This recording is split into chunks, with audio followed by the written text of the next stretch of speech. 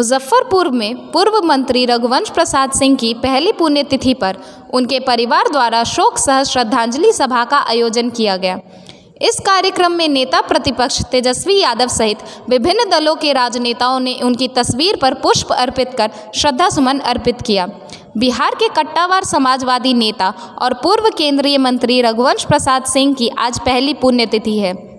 रघुवंश प्रसाद शुरू से ही समाजवादी आंदोलन से जुड़े रहे और सादगी और सिद्धांत उनकी सबसे बड़ी पहचान रही। आरजेडी में रहते हुए उन्होंने देश के ग्रामीण विकास मंत्री के रूप में कई बड़े काम किए थे। उनकी पहली पुण्यतिथि पर अलग अलग जगहों पर कार्यक्रम का आयोजन किया गया। मुख्य कार्यक्रम मुजफ्फरपुर में आयोजित उनके पुत्र सत्य प्रकाश के द्वारा आयोजित किया गया। शोक सभा सह श्रद्धांजलि सभा के इस कार्यक्रम में राजद नेता तेजस्वी यादव समेत राजद के कई नेता और कार्यकर्ता सहित तमाम दलों के नेताओं ने रघुवंश प्रसाद सिंह को श्रद्धांजलि दी। रघुवंश बाबू के सियासी सफ़र की बात करें तो शुरुआत सीतामढ़ी में प्रोफेसर रहते हुए हुई थी, लेकिन समाजवादी विचार के रघुवंश बाबू को 1974 के जेपी आंदोलन ने प्रेरित किया और प्रोफेसर की नौकरी छोड़कर वो आंदोलन और राजनीति में कूद पड़े। वहीं मंच पर श्रद्धांजलि अर्पित करने के बाद नेता प्रतिपक्ष तेजस्वी यादव ने अपने संबोधन में कहा, बिहार में विकास, खासकर सड़कों का विकास का श्रेय सिर्फ और सिर्फ रघुवंश बाबू को जाता है। कुछ लोग इसको अपने राजनीतिक फायदे के लिए लेने की कोशिश कर रहे हैं और किए भी थे, लेकिन पूरा बिहार जानता है कि सड़कों का जाल बिहार में बिछाने का काम रघुवंश बाबू ने किया। वहीं लालू यादव को लिखी गई चिट्ठी मामले में भी सरकार को इशारों में उनकी इच्छाओं को पूरा करने का एक संकल्प बनाने का आह्वान किया। साथ ही वर्तमान समय में कुर्सी की राजनीति से निजात पाने की तमाम राजनीतिक दलों को नसीहत भी दिया। इसके साथ ही उन्होंने वर्तमान राजनीति में युवाओं को रघुवंश बाबू से प्रेरणा और उनके सिद्धांतों को अपने जीवन में उतारने की भी बात कही। इशारों में नेता प्रतिपक्ष ने सत्तारूढ़ दल पर भी जमकर हमले किए और बिहार में विकास किए जा रहे काम का श्रेय आम जनता को नहीं मिलने का लेकर भी बात कही।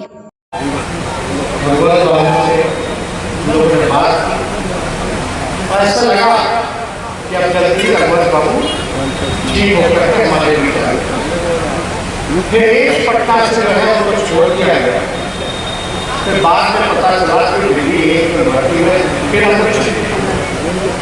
जब दिल्ली भर्ती हुए तो हम बात के दिल्ली में से मुलाकात करके आए और एकदम फिट लग रहे, लग ही रहा था कि कोई कमी है।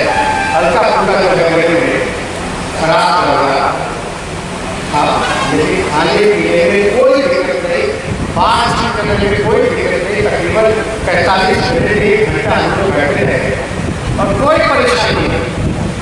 ऐसा लग रहा था कुछ दिन बाद जो है रघुवंश बाबू हम लोगों के साथ मिल करके फिर जो है बाकी का काम मिल करके हम लोग बाहर गया। लेकिन ठीक ये हमारा और आपका तो चलने वाला है, भगवान का ईश्वर का जो हुआ ये हम लोगों के हाथ में नहीं था, लेकिन हम सब को आदरणीय रघुवंश जी से सीखने के लिए खास तौर पे नहीं, हम सब लोग जानते रघुवंश बाबू का जो स्वभाव था, जिस प्रकार के व्यक्ति थे, उनका आश्रय देखकर मेरा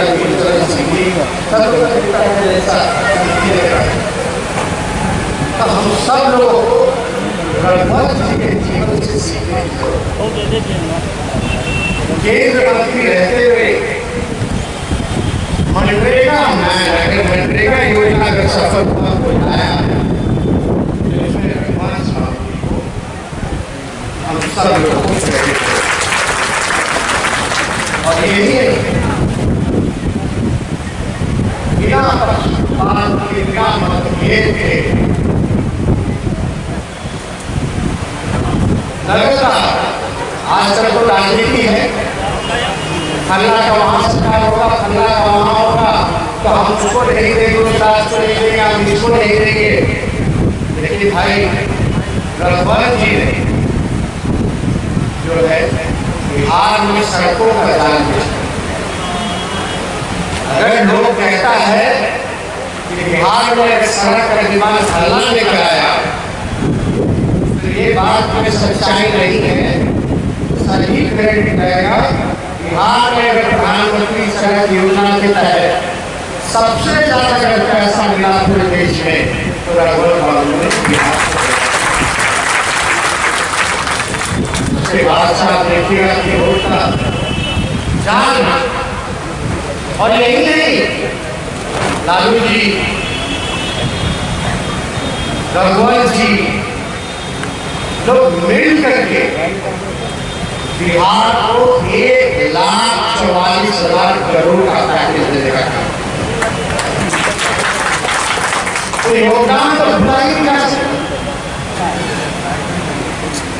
और जो संघर्ष करने के रघुवंश बाबू का जो